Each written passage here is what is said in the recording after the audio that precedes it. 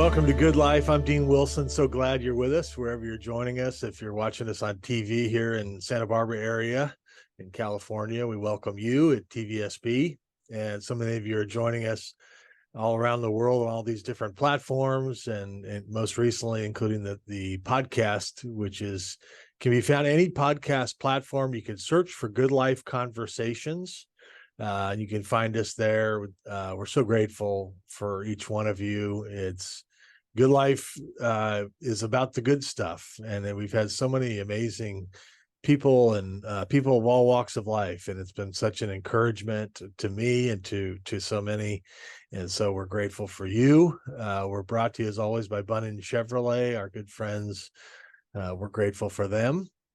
We encourage you on the YouTube channel you can subscribe, and so that would be another thing if you want to be alerted when those videos come live. So there's about 500 videos now on the YouTube channel, and those are both the long form interviews as well as we break them up into what we call power clips, and so you can find all that on the YouTube channel. I'm really excited about my guest today, coming to us from Weatherford, Texas. Jeff and Julie Wagner are with me. Welcome, guys. Thank you. Thanks, Dean. Pleasure to be here. Yeah,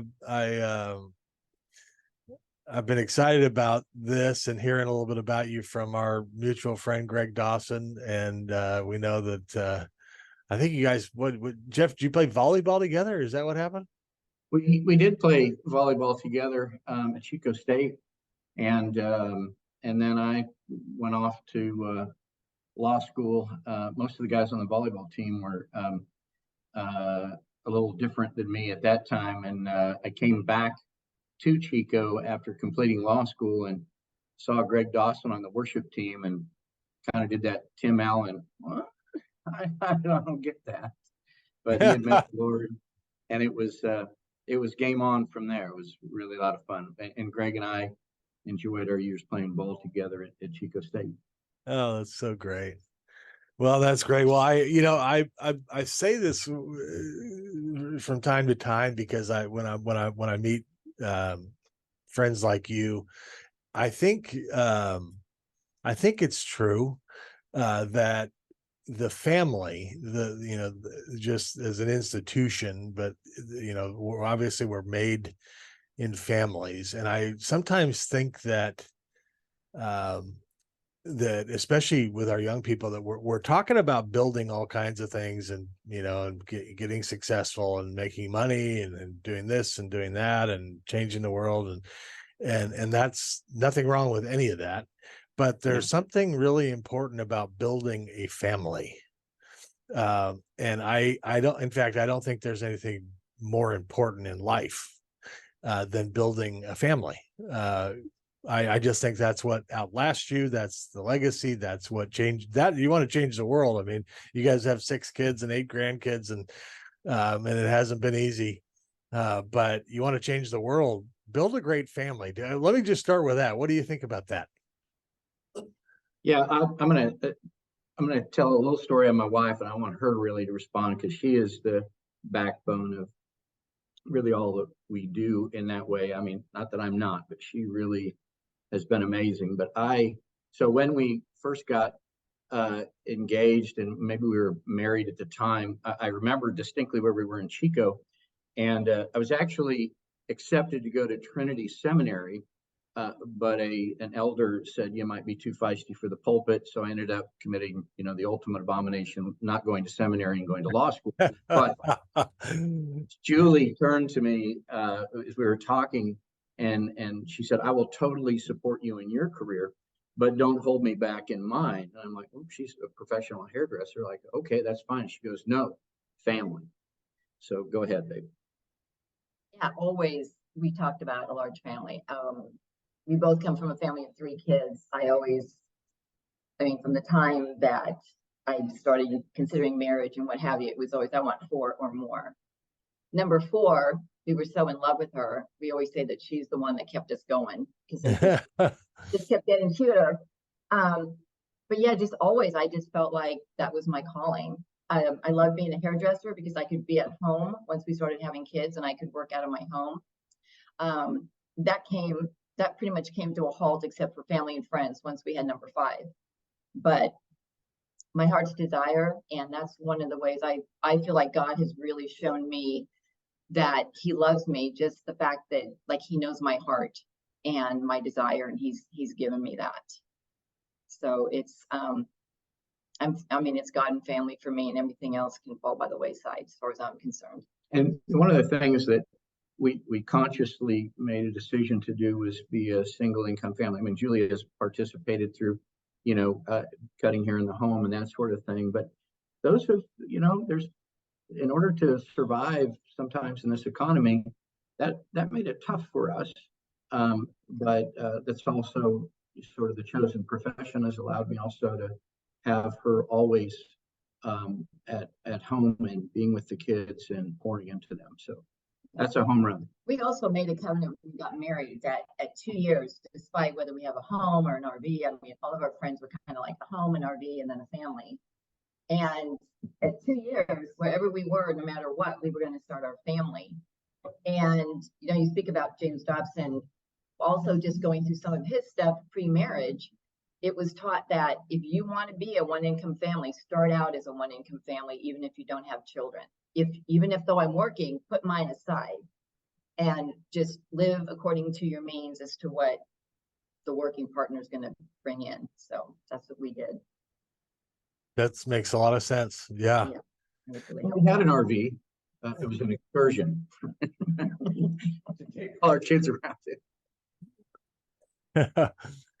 Yeah, I was I love that. And I think I watched this speech the other day this guy gave, and he said I don't know what the topic of his speech was in general, but he kind of just had randomly interjected some thoughts. He said, well, my advice for you young people is get married before you're ready and have more kids than you think you can afford.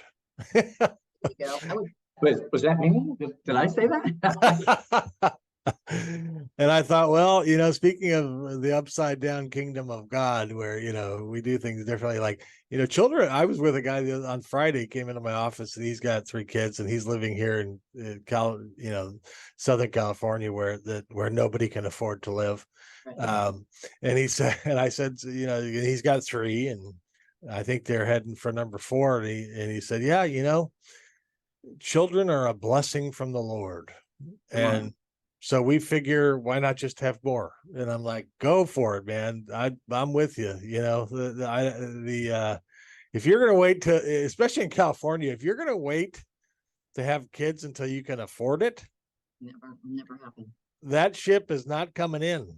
If you're going to wait to get married till you're quote unquote like ready, I'm not sure that one's coming in either. So it is kind of a countercultural approach, isn't it? It is. And of course, they never invite the Wilsons and the Wagner over because that would be 11. It'd be like locust feeding at the table. So yeah, no, right. People used to ask us if we wanted to come over for dinner. I said, are you sure?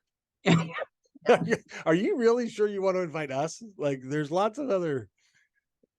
Let me tell you a story. At one point, we had some friends over, and I think we had just had number 5. They had 3, and they came to dinner, and we really were a team. When people are like, how do you do it? And I'm like, I didn't do it. Jeff and I didn't do it. We did it. And the kids all took responsibility and part of it. So when this couple and their kids came to dinner and it came to doing the dishes, they're like, oh, let me help. And I'm like, no, the kids will get it. So they saw these 3 older kids do the dishes. So it was a couple months later, and she called me and she said, after we were there and we saw like teamwork, well, we're pregnant. We decided to go ahead and have another one. It's a flavor. It's good. It's a team. Like even now, the 6 of them, they call themselves the Wolf Pack, and they're all 180 degrees different from each other, but they're each other's best friend. They go on sibling vacations every year, and they're really, really tight. So I love that. I mean, that's a treasure to me. I mean, there's Oh all yeah. the things raising them that I feel like I'm a failure, we're a failure. Who raised you? Like, doesn't seem like you're even from our family, but they choose each other and they say, like, they appreciate the way that they were raised. When we go on vacation, she was talking about this vacation. We went to St. George Island with the pack, and that included grandkids and everybody and some other family members.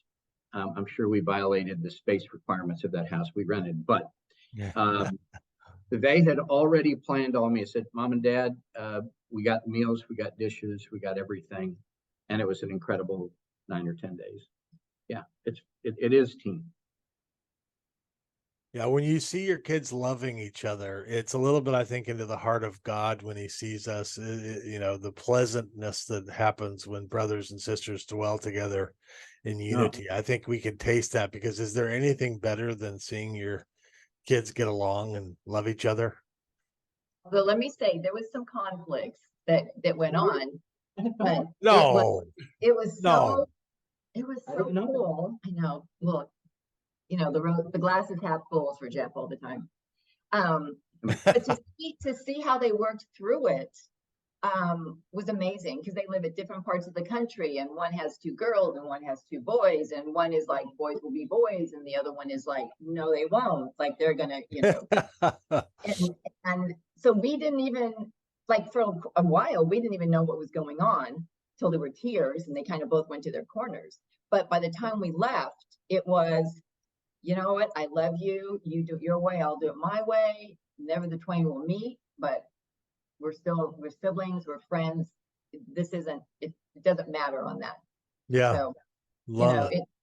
I always think when God says, I come to give you life and give you life abundantly. So I feel like we have an abundance of children, we have abundance of blessing, but that abundance also means you have an abundance of ill health, or you have abundance of sorrow. You have to look at the other side of the chart and balance it out, that you're having an abundance of all the opposites also.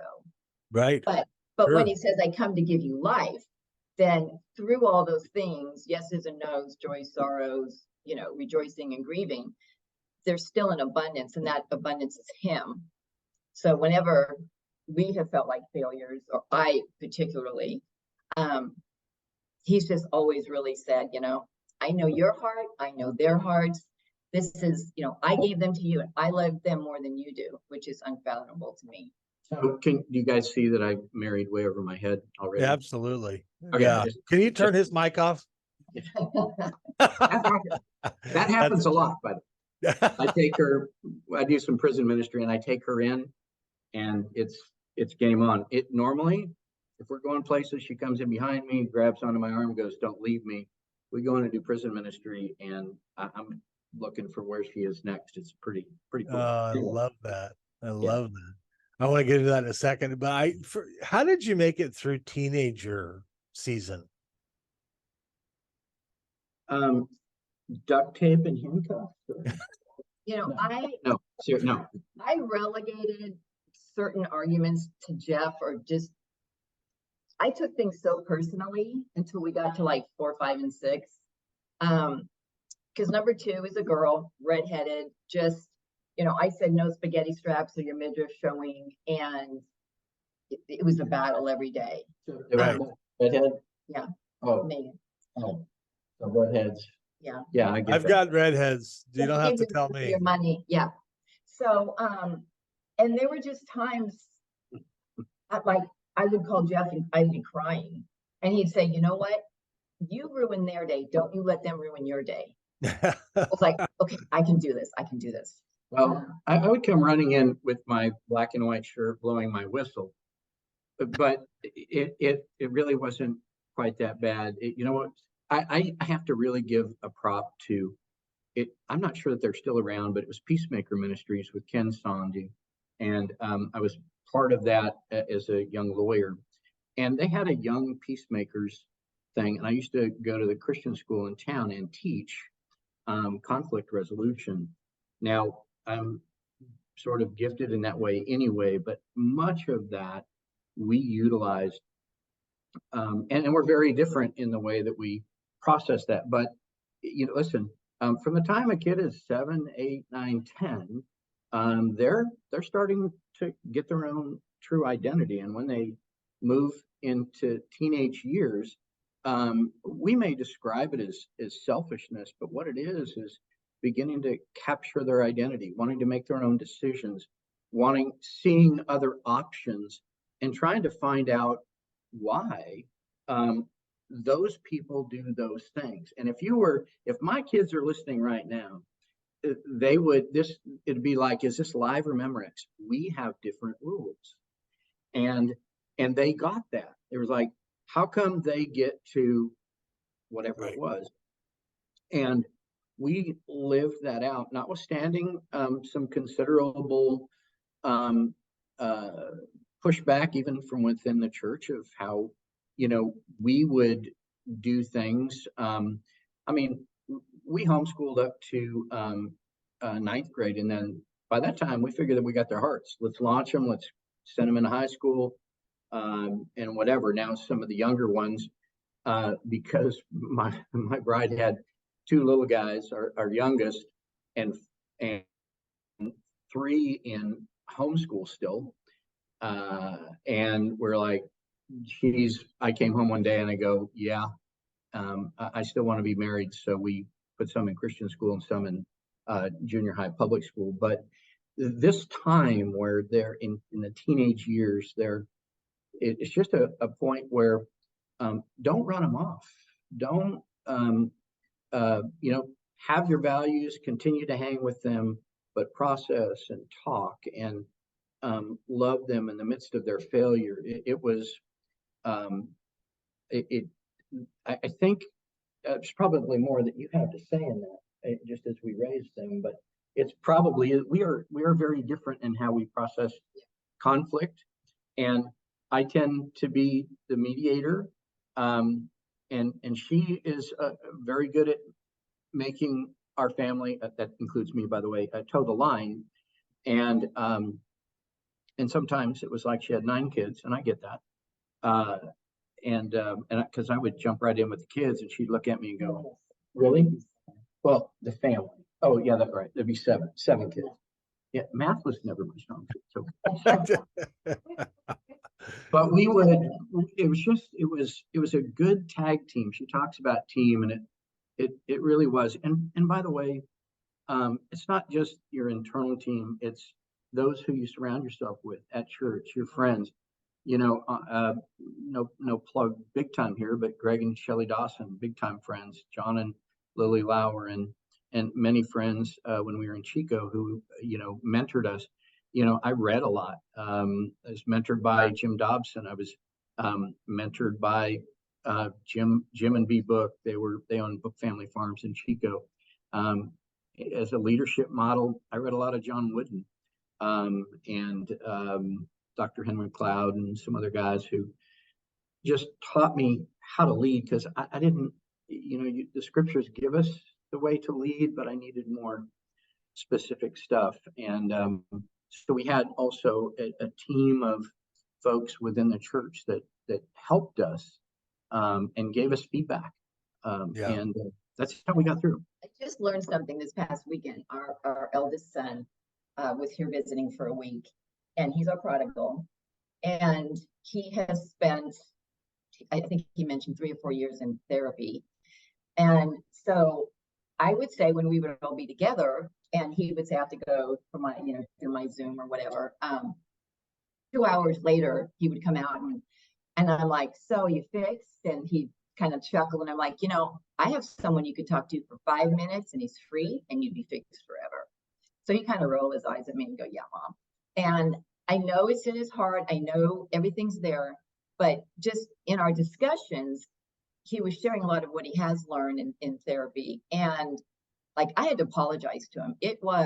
I was learning things that he was saying, and I'm going, I'm sorry, that was me. Like, I'm like that. And I gave that, and going through all of this. And then he said something that really hit home to me. He said, Dad is intellectual and sensitive. You're sensitive and emotional. And so where he would the kids would kind of say he went lawyer on me.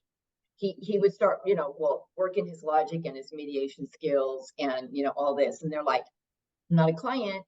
Then I'm the other side. And when I calm down after being hurt and want to get involved and interject, then I'm usually the one that's crying and, help me understand and, this whole thing. So we have our tough times with it, but like, it's really a great balance when it all comes together.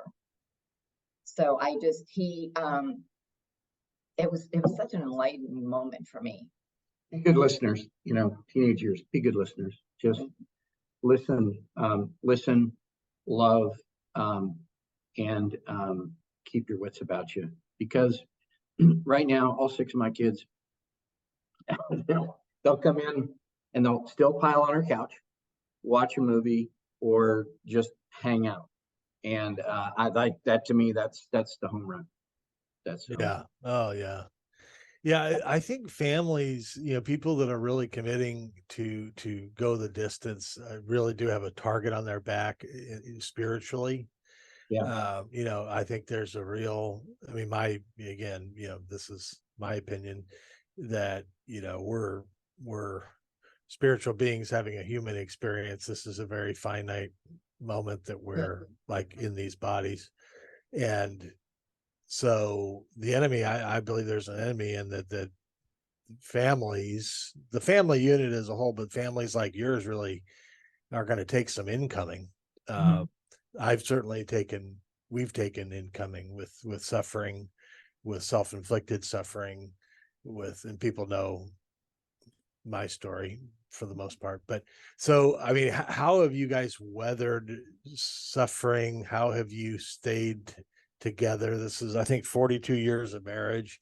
Talk a little bit about, because we this program is called Good Life, but doesn't mean like the good life, like these shiny happy people with no problems and nice cars. Like, that's not what this is. This is real, this is authentic.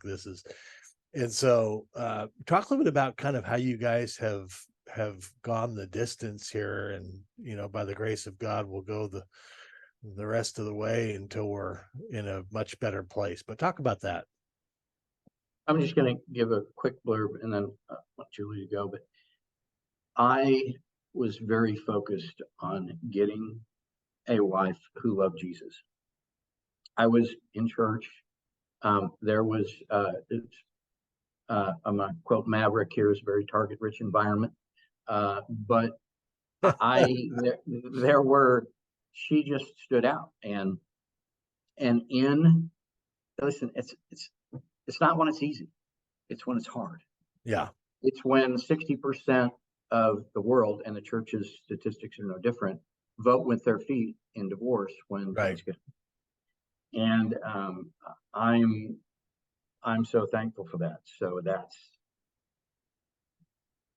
I was raised in a home where we didn't talk religion at all. I was raised on the East Coast in New York. I remember coming home from school one day and saying, okay, so everybody's Catholic or they're Jewish. Like, what are we? What am I? And my mom said, well, you're Protestant. And I'm like, okay, not knowing even what that is. So no faith at all, whatever. I will say that I remember from as far back as I can remember, I would always pray. I would pray to God. When I go back and I love to write. And when I go back and just look at some of my writings, like I was always writing to God or about our relationship, even though I didn't have a personal relationship. I didn't understand salvation message, none of that. So I just fast forward, I was saved, just plucked out of my family. When I was 11, my dad committed suicide. My mom sold the house, picked us up, moved from New York to California. I learned in California what divorce and step parents and step brothers and sisters, like I never heard of that ever until I was in 6th grade. So there was that whole thing. So I would say, like, those were the years that I decided how I wanted to do things and how I didn't want to do things. All godly characteristics, but not knowing that it was. Then when I was 18, just shy of 18, I had a 7-year relationship with the same man, boy, whatever. And So drugs came into the scene, and he chose drugs, and I felt abandoned. But the Lord had brought Jeff into my life 3 months earlier. We spent the whole summer just being friends and talking, and I couldn't believe that, like, just the thing that he was so consistent and he was so grounded, and he was safe. So I had spent 7 years kind of break up, get together, break up, get together. And with Jeff, it was like 3 months. Then we decided we're going to pursue a relationship. I broke it off with my boyfriend. I ended up, after 3 months, moving to Chico, quit my job, moved to Chico, lived with a family from church. So basically for 3 years, I lived on my own and had my own place. So I go into living with a family and having restrictions and everything. But we just started pursuing our relationship, and we got engaged at 1 year that we had met each other. And I just remember sitting on the stairs at rehearsal dinner, and people were like, "Are you nervous? Are you this, you that?" And I was shocked at how certain I was that this was the man that God had given me. So fast forward, when we hit hard times, I know that God plucked me out of my family and saved me. So that's very, very personal. And it was just me alone in my room. Somebody had given me a Bible, John 3:16. No one comes to the Father but by me. I had a personal visitation where I looked, like, I just turned around in my room. I saw Jesus standing in my room. I saw this ladder and this light. And it was just, no man comes to the Father but by me. Like, he didn't say a word, but I just knew if I just go up that ladder with him, like, from my dad's suicide, I wanted to know what happens at death. Where will I go? I want to be in heaven. I just started like, I got to be in heaven. I want to be in heaven. So I would say that in all the things that came along in our marriage that could have destroyed us, I felt shrunk wrapped by the Holy Spirit. I acted in a way that I never thought I would act. If I had a list before I got married of everything that I thought would kill me, I'd pretty much say that all those things have been checked off. And I'm alive. Our marriage is alive. The Holy Spirit is more alive. God is so faithful. And he would always remind me, like, there's more to lose. If we quit at this, there's more to lose than just us. Right. It's our kids are broken up. It's Christmas here and Thanksgiving there, and grandkids are like, it was just a mess. And really, I would say it wasn't that I chose Jeff, I chose God. For me, that's how I've stayed in the game, is I've just chosen God. And he's been faithful to tell me that I chose him for you, and he completes you. And even when I hate that and I think I've been cheated, then there's days I feel like, wow, I was chosen for this. Yeah. So it's a real balancing, but it's worked. And yeah, marriage is tough. I tell young ladies who come to me and are asking questions, I said, it is the hardest thing you will ever do in your life. Right. Absolutely. Yeah. And for many years, Jeff would tell me, that really hurts my feelings. Like, why would you say that? That's not the way it is.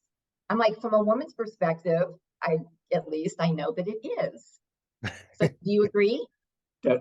Yes, I have such admiration for people that make it, 30 minutes in marriage. I mean, if you're looking for a way out, there are plenty of off ramps, and everybody, but it's, but staying, I think that there's a nobility to it. I think that there's a generational impact to staying. I think there's a generational impact to doing the work, and everybody thinks forgiveness is a good idea until it's your turn. Yeah. That's the thing. Everybody agrees that forgiveness is a great concept until you've been hurt, and the devil knows where to hit you. You mentioned your list, Julie. The devil knows exactly where to hit you. He knows exactly where to hit my wife. To maximize pain, to maximize the wounds, whatever it is. And that's amazing to me. And the people that make it, my dad's sitting right over here, 55 years, uh, Yeah. coming up. Month. This week? No, next week. A week. I'm glad I reminded you. You know, 50 people that make it 55 years of marriage, you know, because we are so different. I mean, one last thing I saw, I'm sitting there with my wife the other day outside in our backyard, and she's, you know, she's convinced, she's asking me what are you thinking about? You know, and she's convinced that I'm thinking about like the inner, you know, the most deep truths of our marriage or something. I said, you want to know what I'm thinking about? She said, yeah. I said, I'm thinking about where do the raccoons go during the day?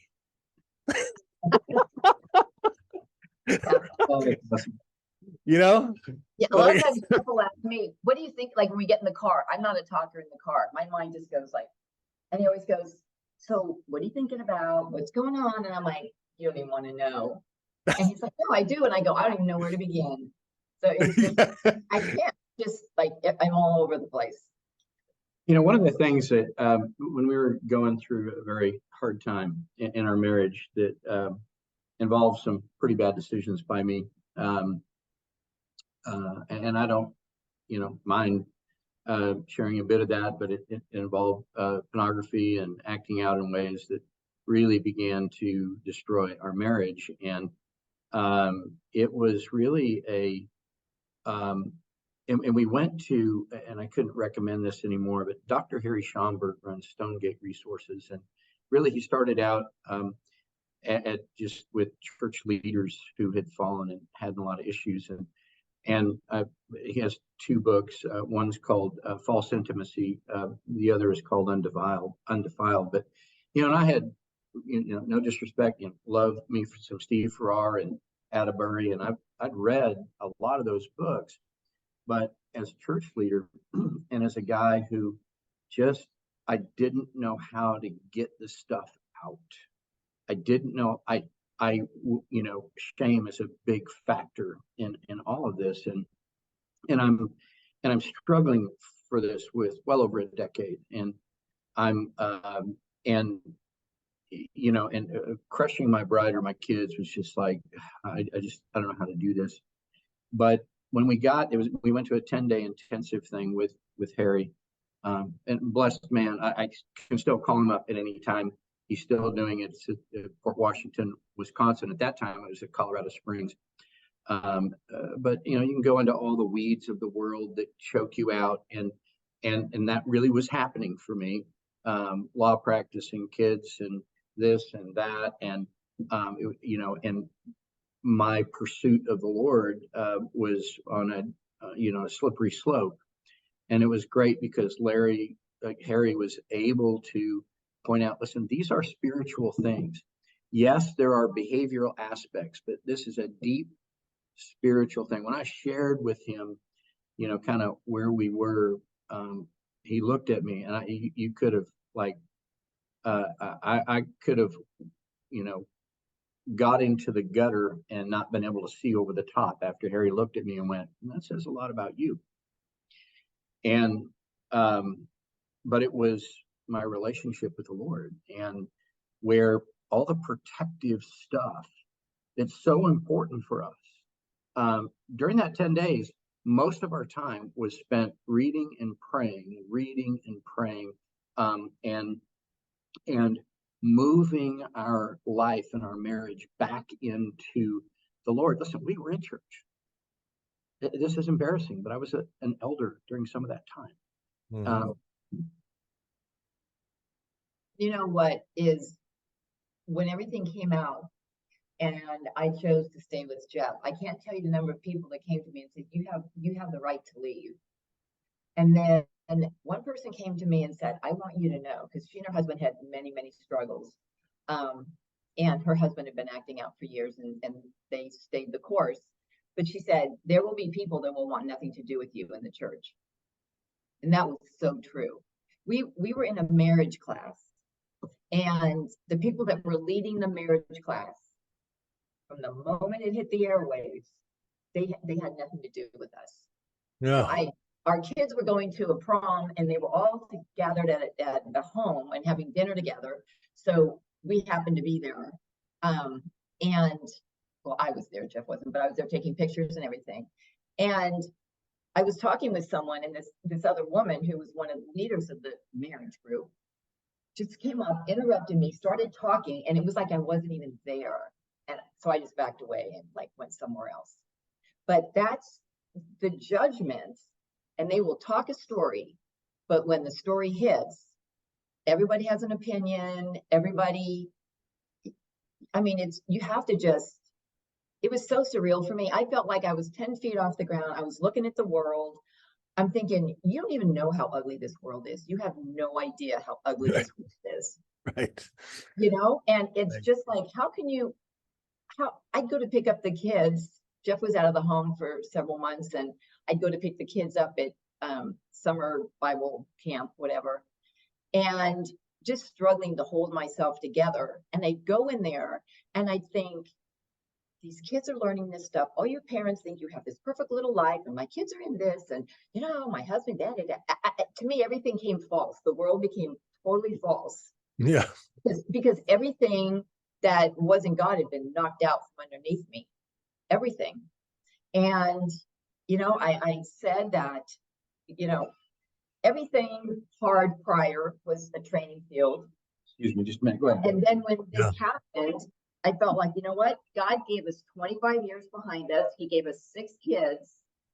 And I needed that. I think if it had been any earlier, I would have just said, I am out of here. Or Yeah. I would always tell Jeff, people would come and want to talk to us thinking we have this great marriage. And him being an elder, and they would leave, or he'd be off the phone with them. And I would tell Jeff, man, if that was my husband, I would castrate him, I would tar and feather him, and I would hang him out in the court square and say whatever he was doing. So Jeff was like, I would take the kids and the dogs. He would never see us again. That was me. So he was like, I can never talk. I can never say anything. So like he said, it was years of him kind of, you know, physician, heal thyself, which wasn't working. So no, it wasn't. You know, when I look back, God was, well, he's in and through everything. That's why I just, you know, is your abundance in him in the hard times, or are you thinking it's only in the good times? And the forgiveness part. So in our study, go figure, Harry was leading us through Hosea, the Valley of Achor. And one part that I was telling Jeff this morning, which it just came to my mind this morning, in Hosea 2, how God tells Hosea, find a woman that basically is a prostitute, that is dabbling everywhere where she shouldn't be. So Hagar, is that Hagar? Gomer. He takes Gomer, and good for a while, and then she bears him a child, and then she goes back out, like, no, I want to go sell more oats. And God keeps telling him, go back out, get her. Like, bring her back into the fold, restore her, redeem her, and bring restoration to your family, because this is how I love Israel. And, you know, the Israelites, oh, I want to go back to Egypt. I want to do this. I want to. And God stays faithful. And that's what you know, when you talk about kids too, I told the kids, like, every one of you have broken my heart. Every one of you. But I remember when our oldest, smart kid, but he just had this arrogant part of him, is about just being smart. He would say, well, I don't need to do that because I already know it. So he was taking tests, but he wasn't doing homework, and we didn't know this. So I think he was in 9th grade, and I was pregnant, I think with number 4 or 5. So anyhow, the teacher calls me, and she says, you know, I'm really confused, and he looks a great student, but I just want you to know he's failing because he's handed in no homework, and he's gotten A's on his test, but no, I can't pass him. So, you know, and now at this point he's sneaky about it. So I go into the family room, and I sit down and I confront him, and I just, pregnant, emotional, I just start crying. Like, I can't even believe this. So I go upstairs, and I'm in the bathroom. I'm trying to, like, dry up my face. And our daughter comes up, wraps her arms around me, looks in the mirror. So we see each other in the mirror. She goes, Mom, I will never hurt you. And so I'm like, well, but every one of them has, but I always say to her, remember you said you would never hurt me. Well, this is hurting me. So, it's the same thing. It's we're all wanting to go back to whatever from time to time. But walking in forgiveness, one of the things that probably I would say hopefully we modeled the best is being able to say, I'm so sorry. I failed you. Well, okay. But we modeled it. And Julie will tell you that it's not always a strong suit for her, but that's how gloves and hands fit together. Just being able to say, I failed you. I'm sorry, to my son, to my daughter, to my wife, to, her, to me. And if there was something I could say is walking our life, whether we're believers or not, if we can walk in forgiveness and restoration. So confession, forgiveness, and restoration, that's a great principle for anybody. And if I could say that's how we have made it through the hard times, through the difficult times, through to places where we've hurt each other or hurt our kids or our kids have hurt us, to go to them and say, we love you. We disagree with you, but we love you. And we want relationship with you. There are some parameters to our relationship, but we love you and we want to be in relationship with you. And even if you choose not to be, and even if you choose to go far off with your inheritance, Luke 15, right. I'm going to go out every day and I'm going to look for you. Right. Oh, I thought you said he wasn't the emotional one. What's wrong with you, Jeff? Pull it together. Yeah, well, I am the crybaby. Oh, I love it. It's beautiful. So beautiful. So real quick, I want to talk about Lila Grace because, we have that in common. Your granddaughter who had a stroke in utero. I had our second daughter had a stroke in utero. I had never heard of such a thing until January 3rd of 2002. So we've learned about God doesn't make mistakes, and this didn't sneak up on God. And our daughter Ella Claire is now 21, and she's like changing the world.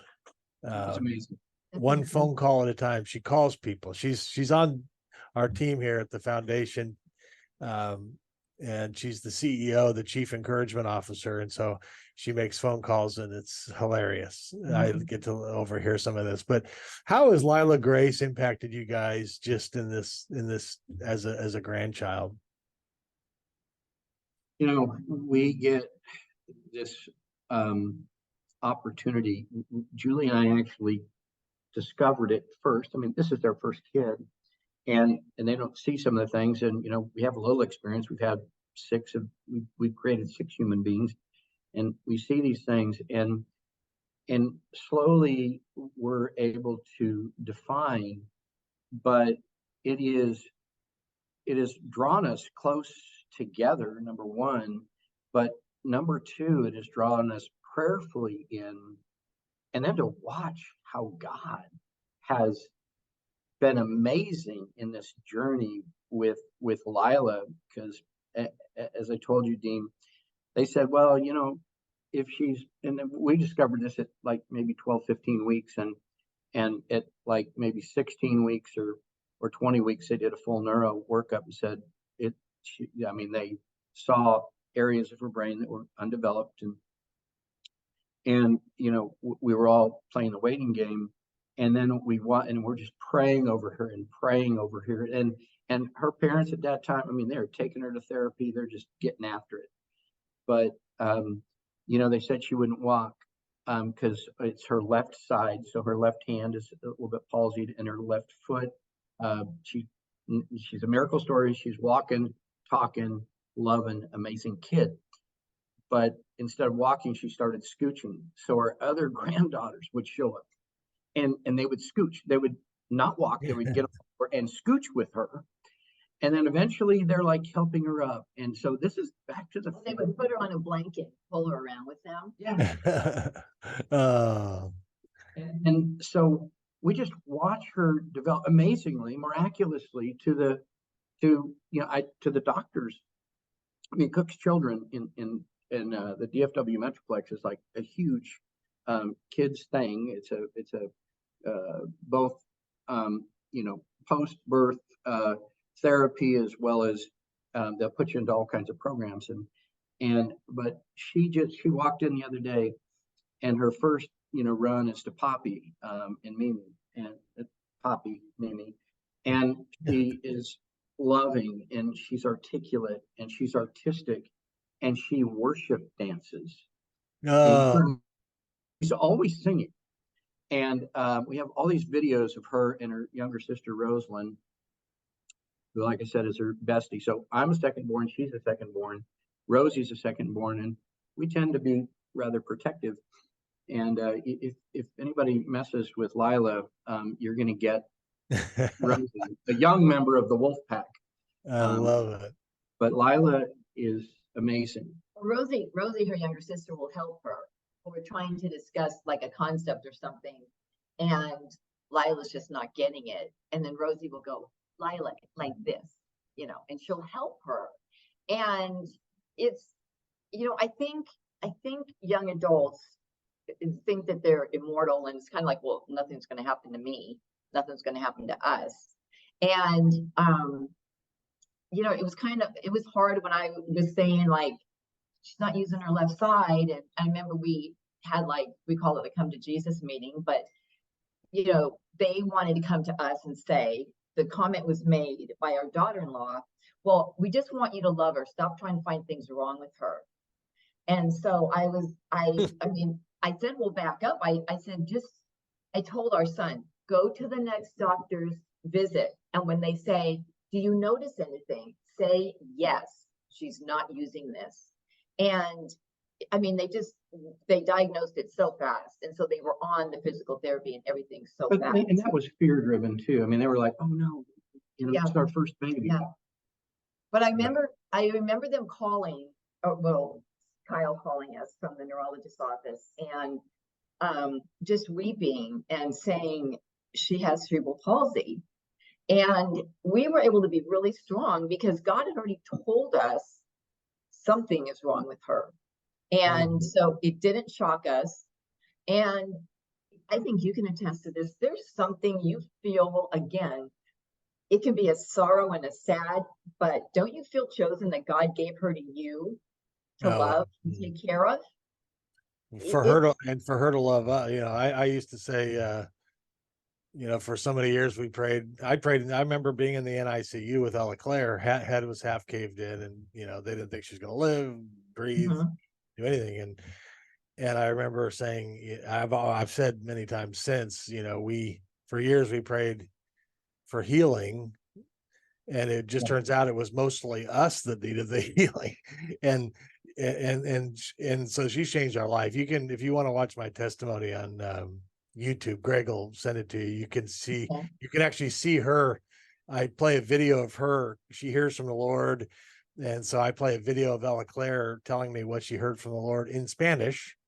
It's changed our life. I would just say to Lila Grace's parents, I forget which, I can't keep track of all these kids' names. I don't know what you're expecting a lot from me here. You've got like 17 kids and 24 grand. So whoever the parents are of Lila, I would just say that God is in the long story, and it's probably going to blow your mind what happens here, because Ella Claire is absolutely, I wouldn't change a thing. And she had, much like you, 2/3 of her brain was damaged, left side affected mostly, but it's spiritually what's happened. This did not sneak up on the Lord, and it's been a miracle in our life. But I only have 1 minute, but tell me why you do prison ministry, Jeff, and both of you. Yeah. Honestly, I done a lot of different ministry, literally from kids flannel boards all the way up through college, high school, and actually taught. They call them the salty sages. I think I am one now, but Yeah. I was looking for something more gritty, and I'm really kind of a blue collar guy. When it comes to being a believer, I like gritty ministry.